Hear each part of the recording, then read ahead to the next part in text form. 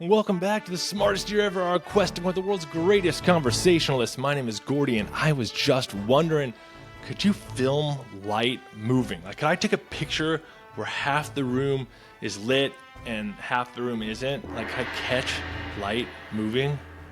Like and subscribe right now if you haven't, so you can keep up every single day. I do this every single day, and I plan to do 365 of them this year.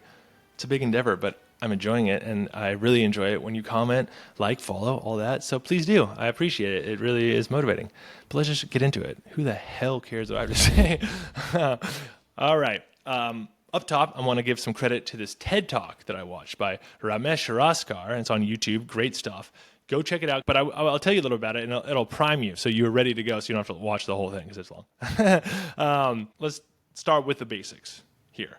All right, light moves at 299,792,458 meters per second. That's 3 times 10 to the 8th meters per second squared.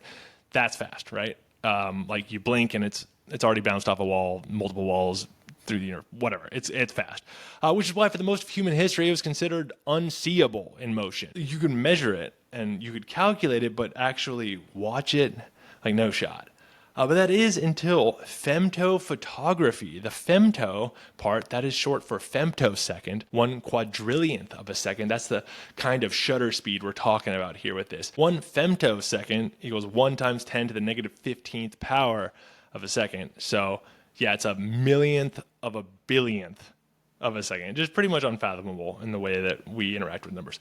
But in 2011, a team at MIT led by said Ramesh Raskar, the guy in the TED Talk I talked about, developed a camera system capable of capturing images at 1 trillion frames per second. So that's enough to record a single pulse of light as it travels through a Coke bottle, which is crazy, and that's exactly what he does.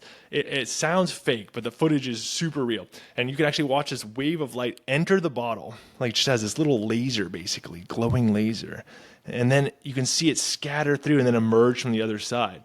And like when he shows the video in the TED Talk, the crowd audibly like, and like starts applauding. Like it's pretty nuts. So watch it. It did come out in 2011, so maybe you've already seen it, but I just feel like more people should know about it. Because this isn't just like slow motion. This is slow light.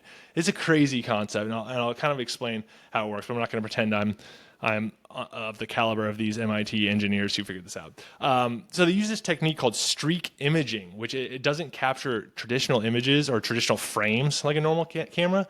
Instead, it captures slivers of light like over time, using a fast-moving mirror to scan the scene line by line.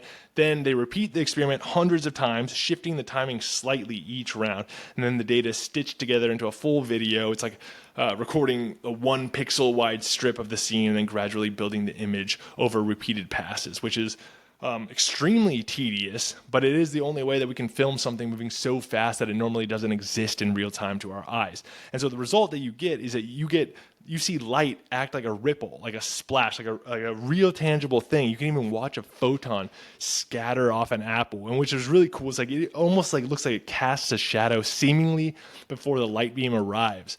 Like the energy ahead of this light beam, you can almost see the shadow before the actual like main part of the beam hits there. It's pretty mind-bending.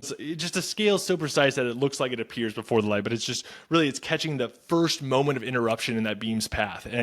But it really appears like the shadows there. It's mind-blowing. But it's not just for show. Femto-photography has real-world applications. Scientists are using it to explore non-line-of-sight imaging, meaning that they can now see around corners using this.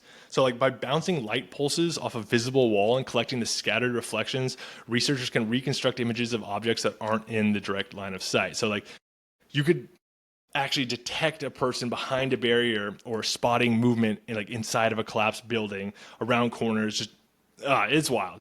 It also has like a lot of potential in medical imaging, like autonomous navigation also, and slow motion videos for the internet. Eventually, if you could become commonplace enough, you get some real cool stuff from that. It's one of those technologies that kind of like blurs the line between sci-fi and physics.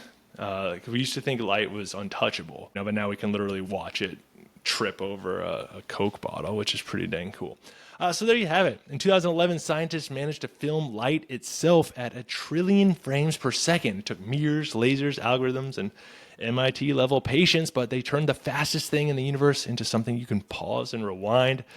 big applause to those people. You still can't take a picture, though, of a room that's half lit and half dark. So once you can do that, then I'll be really impressed. But seriously, great work by that MIT team. Thank you to all my sources, which can be found in the YouTube description. Please leave a comment, follow, rate, like, subscribe, share with someone who likes this. Go check out that TED Talk. It's super interesting. Those pictures are awesome. At Smartest Year Ever on YouTube, Spotify, and Apple Podcasts for the full episodes. And then go check out the 1-minute version at Smartest Year Ever, TikTok, Instagram, YouTube Shorts. Follow me there. I'd appreciate it. In the meantime, stay curious and stay clever on our quest to become the world's greatest conversationalist. I will see you tomorrow in the Smartest Year Ever.